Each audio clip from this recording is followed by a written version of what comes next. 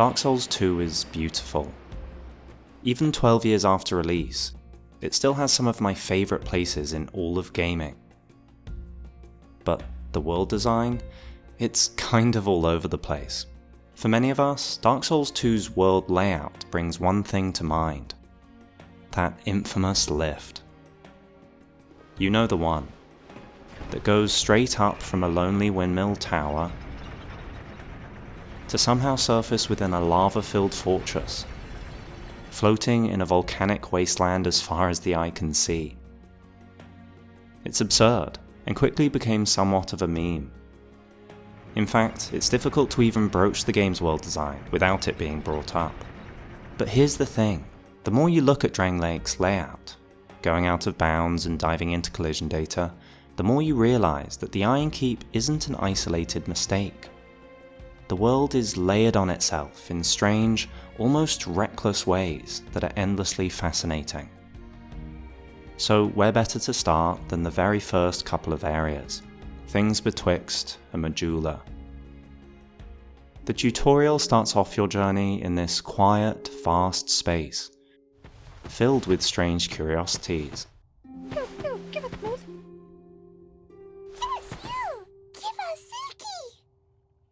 Throughout the cave are these towering stone pillars that rise high up into the distance.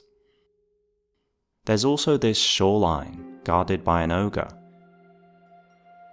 with a coffin behind that lets you change your gender, in case you didn't know. The water stretches out quietly. The space feels isolated. And yet, check out the collision data relative to Majula. You can see here, just to the left of the buildings, that the pillars and things betwixt should actually be visible.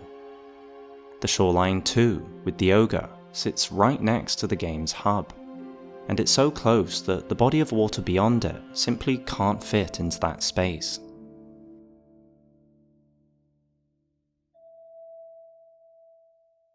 As we continue, you'll notice this is a recurring theme. The game often collapses the distance between areas into impossible geometry. We'll get onto why that's important later. From Majula, there's a number of branching paths, and the game chooses to highlight upcoming areas for players who pay attention. From the coast, looking off to the left of the tower, you can see Heide's Tower of Flame in the distance. It's honestly pretty representative of the level, even though it's actually just some 2D models at an angle. However, the distance to travel to it is greatly exaggerated. This is Majula. Here is the odd little path through the waterway. And here is Heide's Tower of Flame. They're very close, once again. And yet, the devs actually doubled down on the implied distance, because if you look back once you're at Heide's, there's another unique 3D model which represents Majula's tower, and it's at a similar distance to before. The Forest of Fallen Giants has a similar story. Looking the other way at Majula, there's another landmark, though this time it's actually a 3D model. This one is less accurate at representing the level we journey through, but the key points of interest are there. The giant statues and the Cardinal Tower that houses the central bonfire. Looking at the actual distance in game, it's even closer than Heide's Tower of Flame was, just a quick hop over to reach the castle. There's another model of the Forest of Fallen Giants when looking back from Heide's too, beyond the Majula Tower, that also looks much further than the reality. There's a few more points of interest you can see in Majula. There's this circular structure, which I believe represents the building beyond Benhart, where Rosabeth is petrified.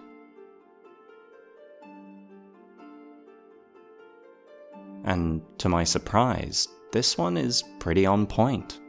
Here is the building's position in the collision data.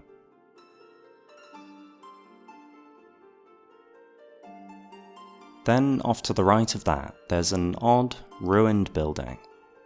From this distance, it's kind of unremarkable, but if we go out of bounds, do you recognise it at all? It's the building in the Shaded Woods that houses the Shaded Ruins bonfire. You'd be forgiven for not recognising it. So far, most things have just been closer than they look, but this one is actually further than the view, and more than that, it isn't even in the right direction. This is the building proper.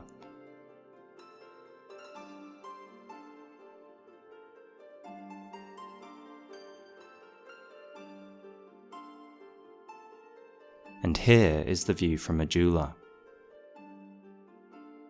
It should be way over to the left of where it is, actually in much the same direction as the circular building. Further back, you can see an arched bridge.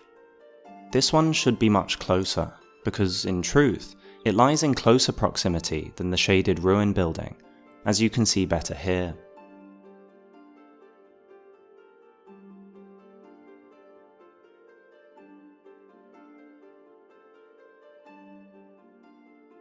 The path heading towards the Ruined Fork Road bonfire takes you under it.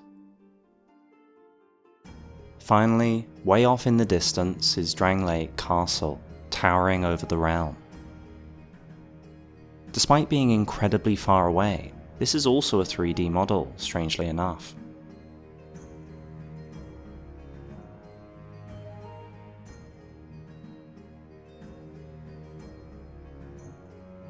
The collision map comparison is a bit harder to illustrate because a lot of Drangleic Castle's main tower doesn't actually have collision data, but once again, the castle proper is far closer than it would appear to be. Similarly, you can see the castle from the Forest of Fallen Giants too, where the view matches the one seen from Majula very well. Thus, it's also an exaggeration of the actual relation between the two areas, as you can see here. Continuing from Heide's Tower of Flame, this is where No Man's Wharf is located, which definitely doesn't line up with the view you can see there.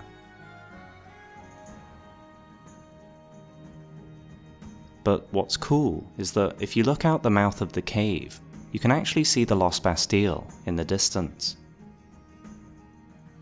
And more than that, if we go out of bounds to it, you can see it's a unique 3D model too. It's somewhat of an appropriation of the level proper, but it does the job. It's cool that they included this model though, since this is one of only a few areas in the base game that can only be reached with a cutscene, so without it, we wouldn't be able to gauge where exactly it is within the world. As the game progresses, these views of other areas tends to fall away, and there aren't so many clear comparison points. However, the environments and skyboxes tell plenty of stories too. For example, this is an overview of Huntsman's Copse.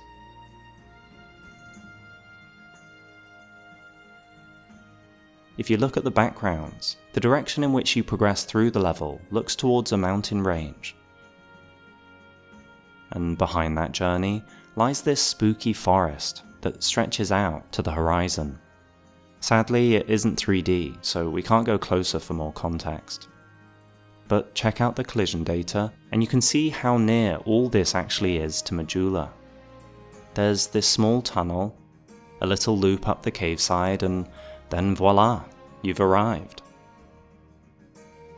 There are some trees in Majula's view, but I think those represent the Shaded Woods area, not here. It feels like the skyboxes don't really match the game journey, and seem to push the feeling that the actual journey we are taking is much longer. Taking a step back throughout the game to look at the skyboxes and environments often reveals similar inconsistencies, such as Lost Bastila, where you can't see the cave for No Man's Wharf in turn. Drangleic Castle, where nothing but mountains are depicted, instead of, at the very least, being able to see Majula or the Forest of Fallen Giants. The latter also doesn't feature Majula or Heide's Tower of Flame on its horizon. Undead Crypt, whose final room is so big it's hard to imagine that it's all underground. Aldia's Keep, whose exit is set in a vastly different environment than the entrance. Dragon Eyrie, which feels like it's in its own world. And of course, Harvest Valley.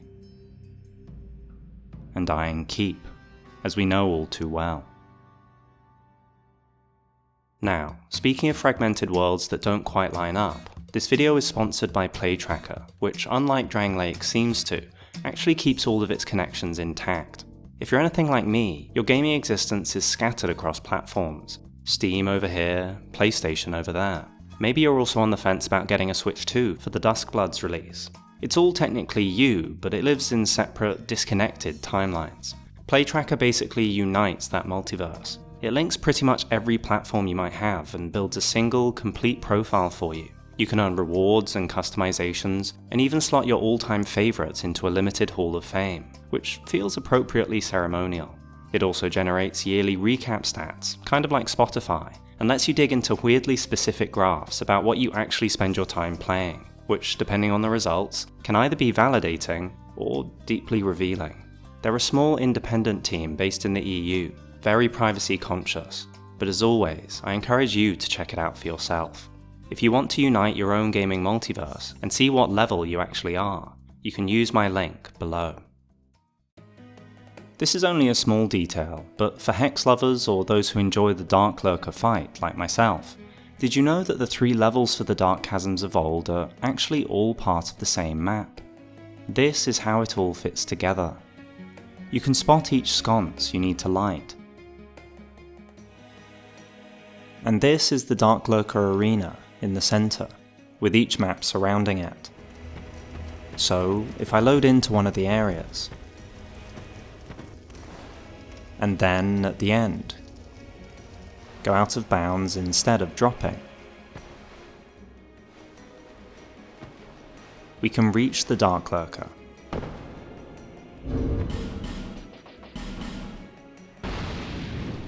It doesn't aggro, but it's pretty cool. A little like how the 3 memories in the Forest of Fallen Giants do actually take place in the same map. Just that only the relevant section of the map is loaded at a time. But going out of bounds, we can load in the other areas, like so.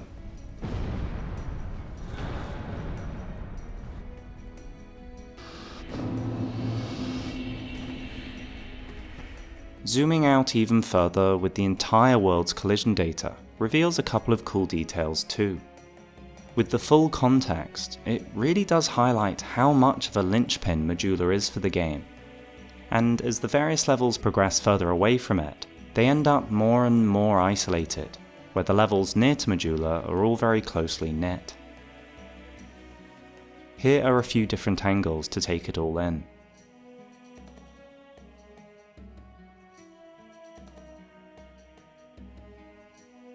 The world is also relatively flat on the whole, other than the odd big lift up or down.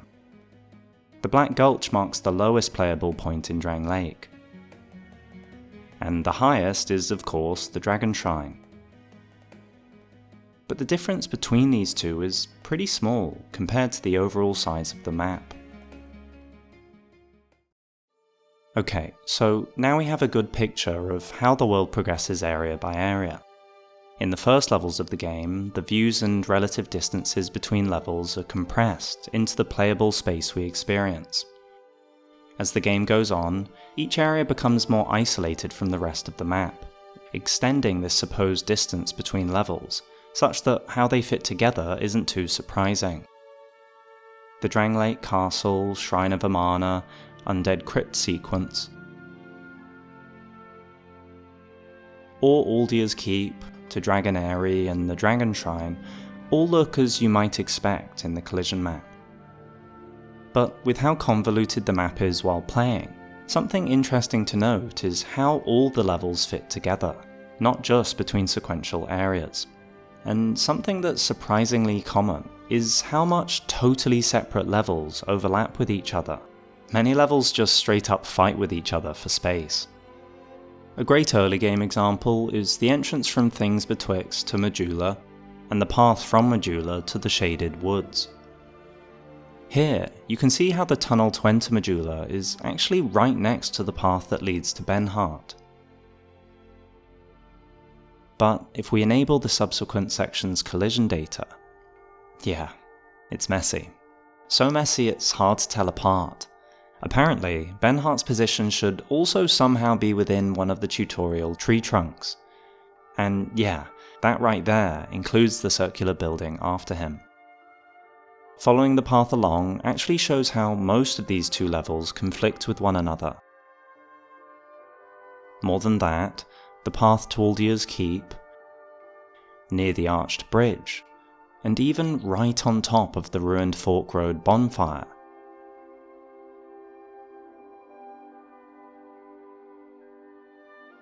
are intersected by the huge pillars of the opening area.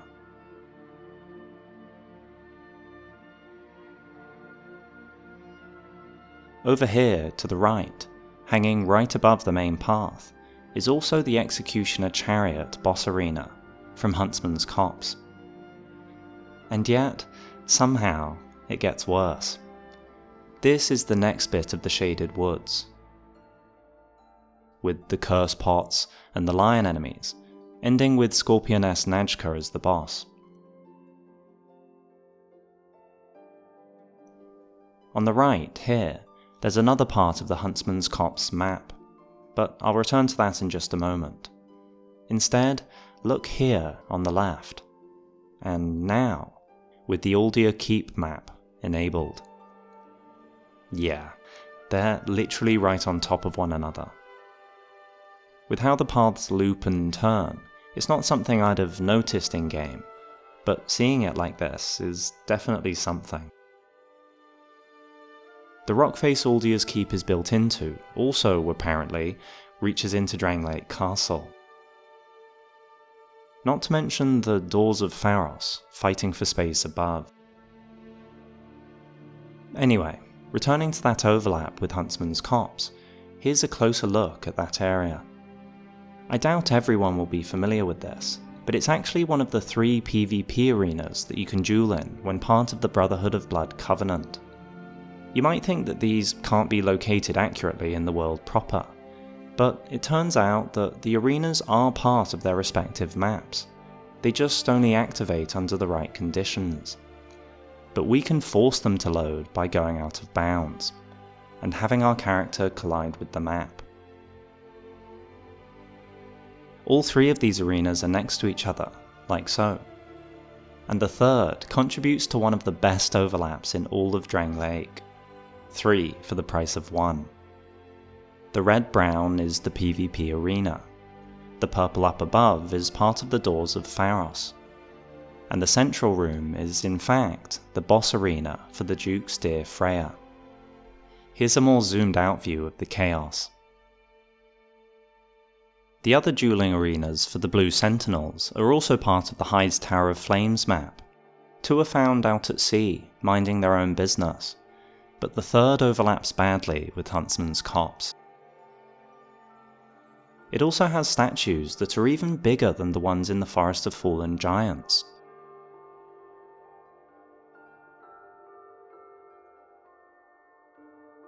They're larger versions of what you see during the level proper. Now, for all these strange connections and overlaps between levels, many areas in isolation are still just brilliant. The Forest of Fallen Giants, for instance, has incredible depth to its level design. Shortcuts,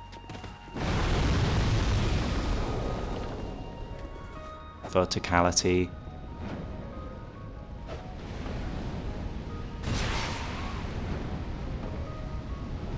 NPC stories. My name is Pate. I journey hither and thither on a sort of treasure hunt, you might call it.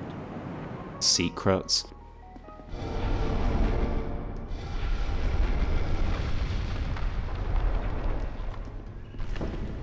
even late-game reinterpretations through the memory mechanic.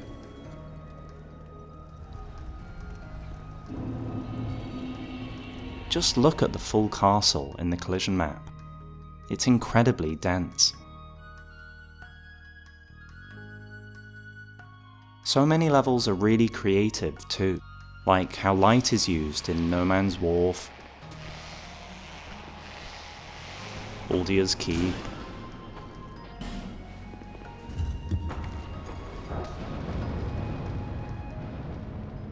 or Undead Crypt.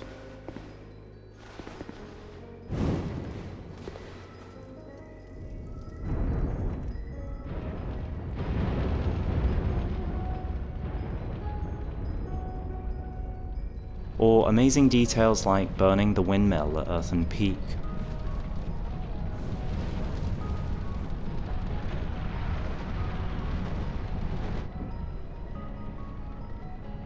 Or the bridge in Dragonary, that becomes more risky based on how many dragon eggs you've broken, and how long you've taken to reach it.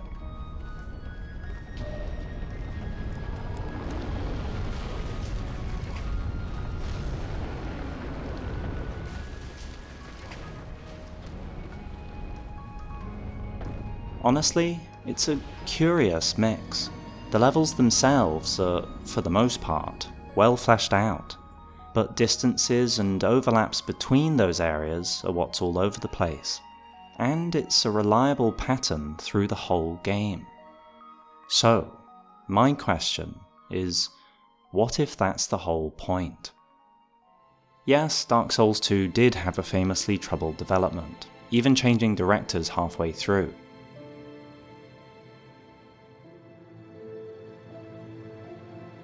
And this may all just be a relic of that. Though it's very common for games to have worlds that don't make sense, even when their development has been smooth. Miyazaki, for instance, has said that he wouldn't make a world like Lordran again, because of how much time it took him away from other important parts of development.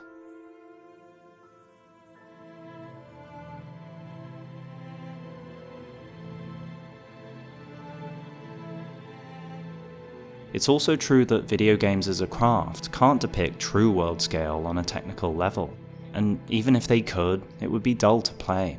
So, scale is usually implied, rather than being literal. In truth, both of these explanations do apply here, but only in part. I believe the world of Dark Souls 2 is trying to say something else entirely, and it relates to the game's lore. Some think the world's inconsistencies are a metaphor for the player's ailing mind. Just like how the prologue shows the memory of others melting away, the bearer of the curse may be losing their mental faculties, resulting in a warped perception of the journey they undergo. It's certainly an interesting thought. Though, personally, after looking at the world in depth, I subscribe to something else. And for me, the best example to illustrate this has us back at Majula. Looking over at the Forest of Fallen Giants, you can pan off to the right and find this unique texture, an arena-like structure with roots climbing its walls. This isn't decorative, it matches one of the very first spaces you pass through in the forest, the ambush area, just before you enter the castle. What's strange is that, in the game proper, the arena sits right beside the main section. Yet here in Majula, the devs chose to place it really far away, such that players wouldn't even spot it. This is different from the other oddities in Majula's views. This would be like showing Heide's Tower of Flame, but making it seem like the Fire Tower was a totally separate island, ages from everything else for some reason. It's also unlikely to be because of a rushed development, or expanding the world scale, since it only takes moments to move, and skyboxes and environments already make the game feel large. No. Just like the implied distance to Heide, or to Drangleic Castle, this is highlighting something very specific to the player. The arena, the castles, all these views are accurate for what we end up exploring. Instead, what's off is the journey between each point of interest. That odd waterway to get to Heide, or the little cave path to get to the Huntsman's Copse. You get the picture. If you ignore those, everything makes a lot of sense, and I don't think that's a coincidence. These types of joining spaces between levels are a very common design technique. It allows the first impression of a new area to be tightly controlled. With the route to Heide, it's essentially a brief moment of confinement to help highlight the level's major reveal, much like Majula's after things betwixt. It also helps with optimization. These narrow corridors are far easier to render than either of the spaces they connect, allowing the game to unload one area and prepare the next. Naturally, FromSoft uses this technique throughout their games, but never quite so clearly or frequently as in Dark Souls 2. Think about it. Almost every major area is joined together by all of these brief, often arbitrary transitions. These all do what they typically should in games, but what if it's more than that, and they actually represent a massively compressed journey time? That whatever they are for us, in reality, they are many times that size. If the path to Heide were longer, there would be no problem. Same with the Forest of Fallen Giants. If the journey to the arena with routes was bigger, and then again to reach the castle, the depiction from Majula would make sense, since they accurately match those points of interest. Design-wise, long walking periods would have been dull, but the devs still insisted on making the journey between areas seem large, and I believe that's because it would align perfectly with what Dark Souls 2 is all about. The lore of Dark Souls as a series has always been about cycles, but each game approaches that idea at a different scale. Dark Souls 1 is concerned with the cycle of Gwyn's Age, the first age of fire. It's a story about a single kingdom, its rise and its inevitable decay.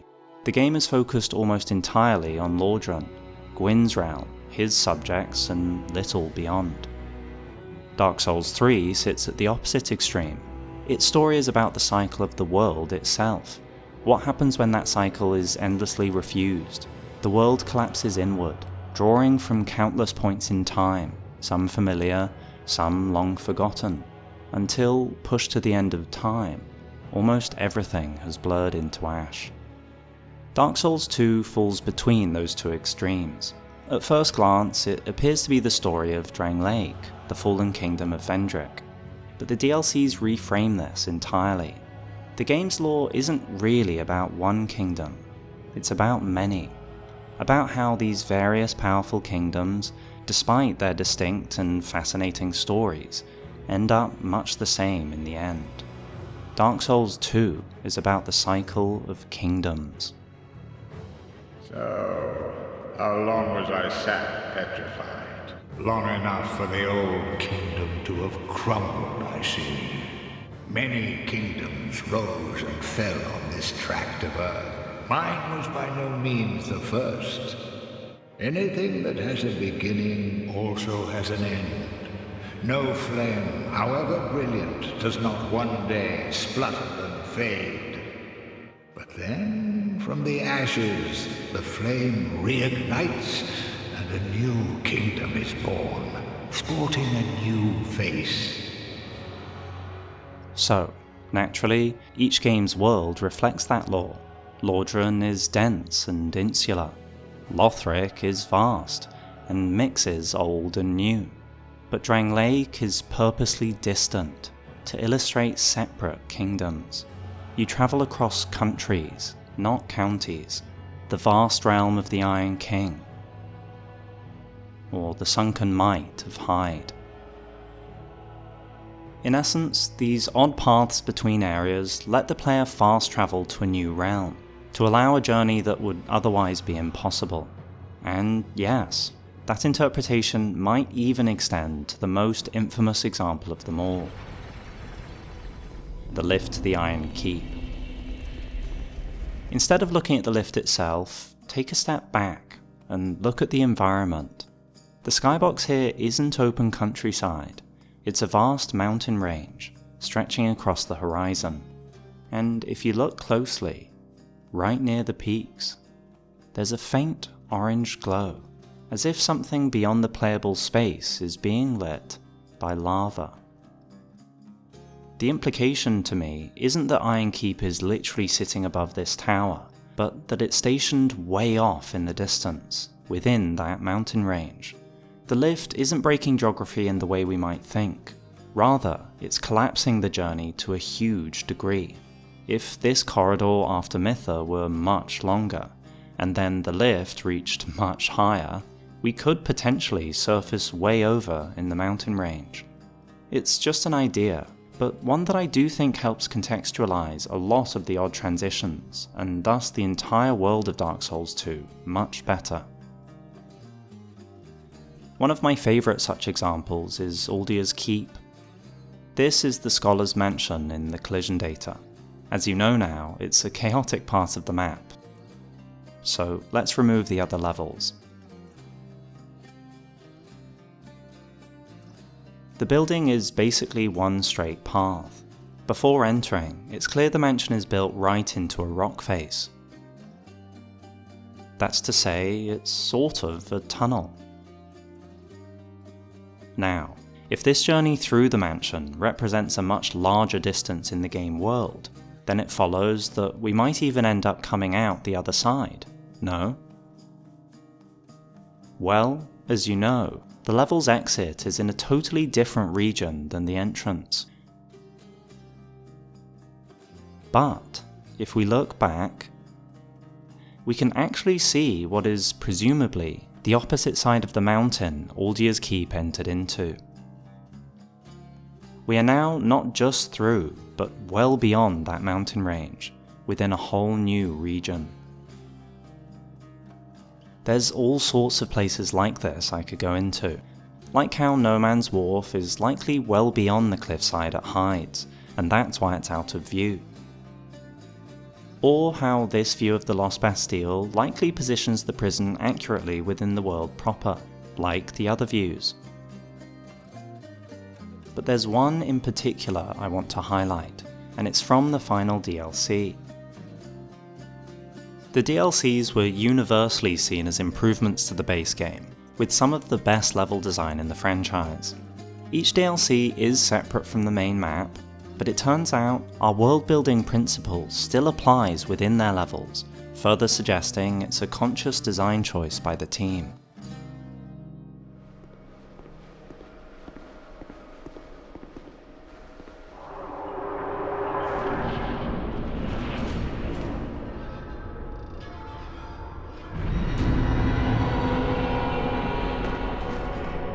This is the arena for the final boss. To this day, it's one of the most epic entrances and fights in the series. It looks amazing, and somehow gets even better when you go out of bounds. Anyway, down there is the arena you fight in. And this is my player, with their hitboxes disabled. The terrifying, unstoppable power of the old chaos is palpable, and certainly explains why the king made such a sacrifice. But once again, the transition drop to this area should actually be much, much longer. Because if I turn on my hitbox here, I'm actually right at the start of the DLC. Clearly, it should be much further down than it is in the world proper. I hope you enjoyed this dive into the world layout of Dark Souls 2 and the lore therein. I'm keen to hear what you think about it, and if you liked it and want more, please let me know. There's all sorts of hidden details I want to share, diving into the Shrine of Amana, Drangleic Castle, and even a hidden texture we've not yet looked at in Majula.